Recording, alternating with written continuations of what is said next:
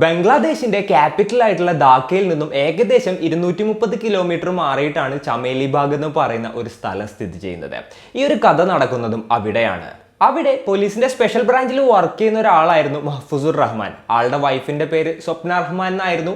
അവരും ഇതേ ഡിപ്പാർട്ട്മെന്റിൽ തന്നെയായിരുന്നു വർക്ക് ചെയ്യുന്നുണ്ടായിരുന്നത്. വളരെ സ്മൂത്ത് ആയിട്ടായിരുന്നു ഇവരുടെ ലൈഫൊക്കെ മുന്നോട്ട് പോയിക്കൊണ്ടിരുന്നിരുന്നത്. രണ്ടുപേരും രാവിലെ ഒരുമിച്ച് ജോലിക്ക് പോകും, ഈവനിങ് ആകുമ്പോൾ തിരിച്ചു വരും. ഇവർക്ക് 2 കുട്ടികളായിരുന്നു, ഒരു ആൺകുട്ടിയും ഒരു പെൺകുട്ടിയും.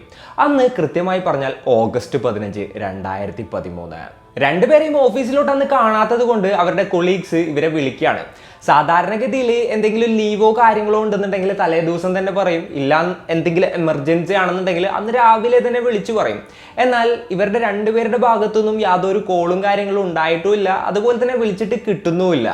എന്താ സംഭവം എന്നറിയാതെ കൊളീഗ് നിന്നു. അങ്ങനെ 1-2 ദിവസം കഴിഞ്ഞു. എന്നിട്ടും ഇവരുടെ യാതൊരു റെസ്പോൺസും ഇല്ല. അപ്പൊ എന്തോ ഒരു പന്തികേട് ഉണ്ടെന്ന് മനസ്സിലാക്കി ഇവർ താമസിക്കുന്ന സ്ഥലത്തോട്ട് അവർ പോവുകയാണ്. അപ്പോൾ വീട് പുറത്തുനിന്ന് പൂട്ടിയിട്ടുണ്ടായിരുന്നു. ബാക്കിയുള്ള ഫോഴ്സിനോടുകൂടെ വരാൻ പറഞ്ഞു. പോലീസ് ടീം എത്തി ആ ഒരു വീട് ഓപ്പൺ ചെയ്ത് അകത്ത് കയറി നോക്കുകയാണ്. അകത്ത് കയറിയപ്പോൾ ഫുള്ള് സൈലൻസ് ആയിരുന്നു. ആരും അവിടെ ഉള്ളതിൻ്റെ യാതൊരു ലക്ഷണങ്ങളും ഉണ്ടായിരുന്നില്ല. അവരങ്ങനെ നോക്കുന്ന ടൈമിൽ ഒരു എന്താ പറയുക, ബെഡ്റൂമിൻ്റെ ഡോർ ഇതേപോലെ തന്നെ പുറത്ത് നിന്ന് ലോക്ക് ചെയ്തിരിക്കുന്നത് അവർക്ക് മനസ്സിലാവുകയാണ്.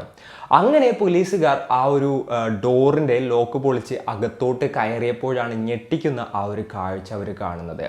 ആ റൂമിൽ ഫുള്ള് ബ്ലഡ് ഇങ്ങനെ കിടക്കുകയാണ്. അവർ നോക്കുമ്പോൾ ആരെയോ വലിച്ചഴിച്ച് ബാത്റൂമിലോട്ട് കൊണ്ടുപോയതിൻ്റെ പാടുകളും മറ്റുമുണ്ട്.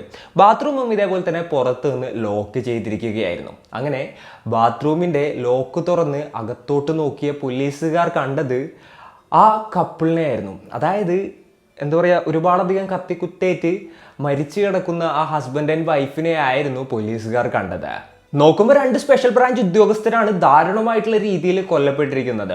ഉടനെ തന്നെ ഹയർ ഓഫീഷ്യൽസ് ഒക്കെ ആ ഒരു സ്ഥലത്തോട്ട് എത്തുകയായിരുന്നു. ഇൻവെസ്റ്റിഗേഷൻ ആരംഭിക്കുകയും ചെയ്തു. അപ്പോൾ എന്തൊക്കെയാണ് ആ ഒരു വീട്ടിൽ നടന്നത്? അവർ എങ്ങനെയാണ് കൊല്ലപ്പെട്ടത്? പോലീസുകാർ ഈ ഒരു കേസ് എങ്ങനെയാണ് അന്വേഷിച്ചത്? ഇത്തരത്തിലുള്ള കാര്യങ്ങളൊക്കെയാണ് ഇന്നത്തെ വീഡിയോയിലൂടെ നമ്മൾ സംസാരിക്കാൻ പോകുന്നത്. Hello guys, welcome back to the channel. Risin this side. പോലീസുകാർ നോക്കുമ്പോൾ ഈ വീട്ടിലുള്ള 2 കുട്ടികളെയും കാണാനില്ല. മൂത്ത കുട്ടിയുടെ പേര് ഒയ്ഷി റഹ്മാൻ എന്നാണ്, പെൺകുട്ടിയായിരുന്നു. പിന്നെ ഒയ്ഹി റഹ്മാൻ എന്ന് പറഞ്ഞിട്ടുള്ള 2ാമത്തെ കുട്ടി ഉണ്ടായിരുന്നു. അപ്പോൾ ഇവർ രണ്ടുപേരെയും കാണാനില്ല. അപ്പോൾ നൈബേഴ്സിൻ്റെ അടുത്ത് അതുപോലെ തന്നെ ബാക്കിയുള്ളവരുടെ അടുത്തൊക്കെ പോലീസുകാർ ചോദിക്കുകയാണ്. അപ്പോഴാണ് ആ വാച്ച്മാൻ പറഞ്ഞത്, 2 ദിവസം മുൻപ് ഈ ഒയ്ഷി ആളുടെ അനിയനെയും അതുപോലെ തന്നെ അവിടെ വീട്ടിൽ ജോലിക്ക് നിൽക്കുന്ന സുമി എന്ന് പറയുന്നൊരു ചെറിയ പെൺകുട്ടിയുണ്ട്, ആ പെൺകുട്ടിയെയും കൊണ്ട് പുറത്തോട്ട് പോകുന്നത് താൻ കണ്ടു എന്ന് അയാൾ പറയുകയായിരുന്നു. ആ ടൈമിൽ ഒയ്ഷിയുടെ പാരൻസിൻ്റെ സ്ട്രിക്റ്റ് ഓർഡർ ഉണ്ടായിരുന്നു വാച്ച്മാൻ്റെ അടുത്ത്, തങ്ങളുടെ പെർമിഷൻ ഇല്ലാതെ മകളെ പുറത്ത് വിടരുതെന്ന്. അപ്പോൾ ഈ വാച്ച്മാൻ സ്വാഭാവികമായിട്ടും പാരൻസ് പെർമിഷൻ തന്നോ എന്ന് ചോദിച്ചു. അപ്പോൾ ഒയ്ഷി പറഞ്ഞു, വേണമെന്നുണ്ടെങ്കിൽ മാനേജറോട് ചോദിച്ചു നോക്കോ, വിളിച്ചു പറഞ്ഞിട്ടുണ്ടായിരുന്നു എന്ന് പറഞ്ഞു. അപ്പോൾ ഈ വാച്ച്മാൻ മാനേജറോട് ചോദിച്ചപ്പോൾ ആ കുട്ടിയുടെ അമ്മ വിളിച്ചു പറഞ്ഞിട്ടുണ്ടായിരുന്നു, വിട്ടോളാനായിട്ട് പറയുകയാണ്. അങ്ങനെ ഇവർ 3 പേരും കൂടെ പുറത്തോട്ട് പോയി. അതിനുശേഷം ഒരു ഓട്ടോയ്ക്ക് കൈ കാണിച്ച് ആ ഓട്ടോയിൽ കയറി പോവുകയായിരുന്നു. എന്നാൽ ഈ 3 പേരും എങ്ങോട്ടാണ് പോയതെന്നുള്ളതിനെ കുറിച്ചിട്ട് ആർക്കും ഒരു ഐഡിയയും ഉണ്ടായിരുന്നില്ല. അപ്പോഴത്തേനും മീഡിയയിലൊക്കെ ഈ ഒരു കേസ് വലിയ രീതിയിൽ ചർച്ചയായിട്ടുണ്ടായിരുന്നു. ആ 3 പേരെ എങ്ങോട്ടാണ് പോയത്, അതുപോലെ തന്നെ ആരാണ് ഇവരെ കൊലപ്പെടുത്തിയത്, ആ 3 പേരെ കണ്ടെത്തിയോ തുടങ്ങിയിട്ടുള്ള രീതിയിലുള്ള ഒരുപാടധികം ചർച്ചകൾ ഈ ഒരു കേസിനെ ചുറ്റിപ്പറ്റിയിട്ട് മീഡിയയിൽ വരികയാണ്. ഇൻവെസ്റ്റിഗേഷനും കാര്യങ്ങളൊക്കെ നടക്കുന്നുണ്ടായിരുന്നു. അവർക്ക് മേർഡർ വെപ്പണായിട്ടുള്ള കത്തി ആ ഒരു വീട്ടിൽ നിന്ന് തന്നെ കിട്ടുകയാണ്. ആ ഒരു ടൈമിലാണ് ഈ ഒയ്ഷിയുടെ അനിയൻ ഉണ്ടല്ലോ, ആ പയ്യനൊരു ഓട്ടോയ്ക്ക് ആ ഫ്ലാറ്റിൻ്റെ അവിടെ വന്ന് ഇറങ്ങുന്നത്. അപ്പോൾ പോലീസുകാർ നോക്കുമ്പോൾ ഈ ഒരു പയ്യൻ വന്നിറങ്ങിയിട്ടുണ്ട്. ആ പയ്യൻ മാത്രമേ ഉള്ളൂ, ബാക്കി 2 പേരും ഇല്ല.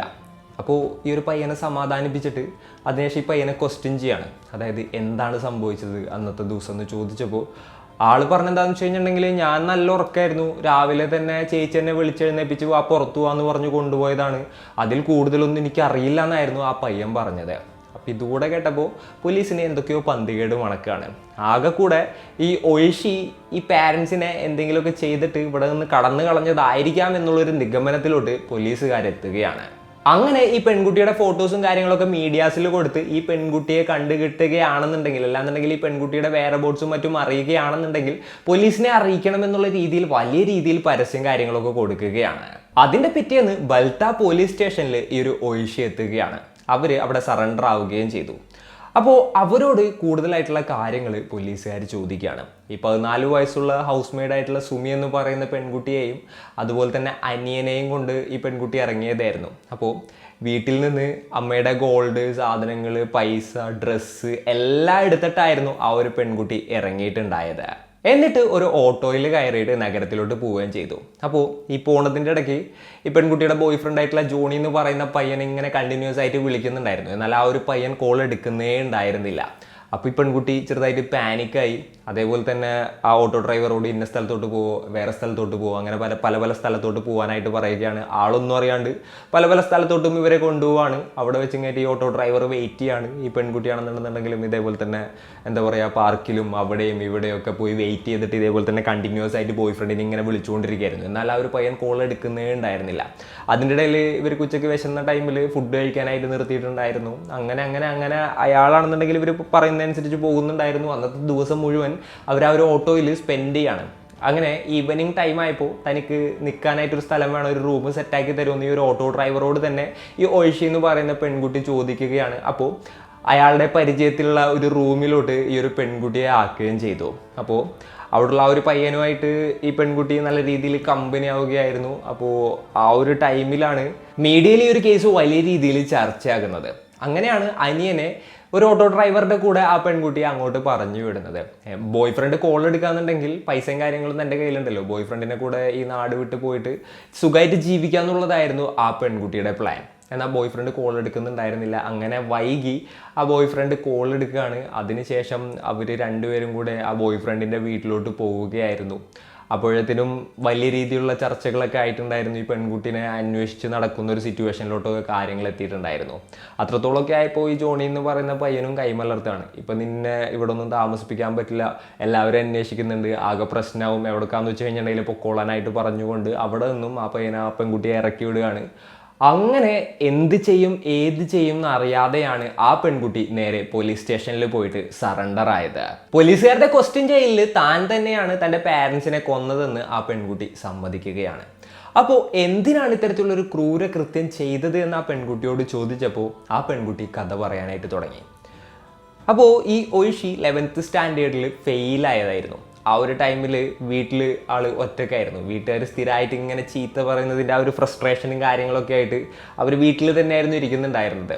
രാവിലെ തന്നെ പാരൻസ് ജോലിക്കും പോവും, അനിയൻ സ്കൂളിലും പോവും. അപ്പോൾ ഇവർ പഠിക്കുക അങ്ങനെ ഇങ്ങനെയെന്നൊക്കെ പറഞ്ഞു കഴിഞ്ഞാൽ അവിടെ ഇരിക്കും. അതേപോലെ തന്നെ ജനലിലൂടെ ഇങ്ങനെ പുറത്തോട്ട് നോക്കിയിരിക്കുന്നതും പതിവായിരുന്നു. അങ്ങനെ നോക്കിയിരുന്ന് പുറത്തുള്ള ഒരു പയ്യനെ ഇവർ കാണുകയാണ്. ആ ഒരു പയ്യനുമായിട്ട് ഐ കോണ്ടാക്റ്റ് കൊടുക്കുകയാണ്. അങ്ങനെ കണ്ണുകൊണ്ട് അവർ സംസാരിക്കുകയാണ്. അതിനുശേഷം ആ പയ്യനെ കണ്ണുകൊണ്ട് തന്നെ വീട്ടിലോട്ട് വിളിക്കുകയും ചെയ്തു. അപ്പോൾ ഈ പയ്യൻ ഒരു ഡെലിവറി ബോയ് എന്നുള്ള രീതിയിൽ ആ ഒരു അപ്പാർട്ട്മെൻറ്റിലോട്ട് കയറുകയാണ്. അവർ അവിടെ വെച്ച് കഴിഞ്ഞിട്ട് ഫിസിക്കൽ റിലേഷൻഷിപ്പും കാര്യങ്ങളൊക്കെ ഉണ്ടാവുകയാണ്.